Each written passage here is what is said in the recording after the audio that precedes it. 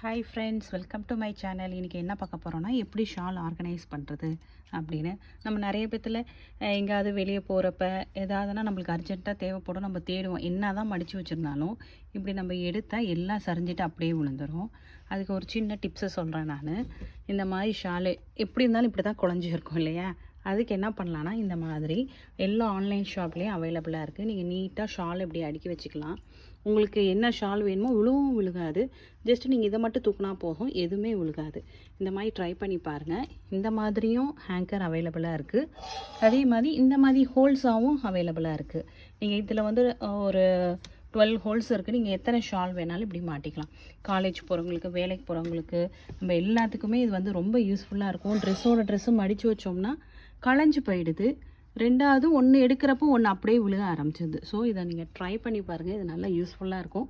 அவசரத்துக்கு நம்ம தேடவும் வேண்டாம், டக்குன்னு எடுத்துக்கலாம். இடமும் கிடைக்காது. 2 ஹேங்கர் தான், இது போதும். ட்ரை பண்ணி பாருங்கள். பிடிச்சிருந்தா லைக் பண்ணுங்கள். தேங்க்யூ ஃபார் வாட்சிங்.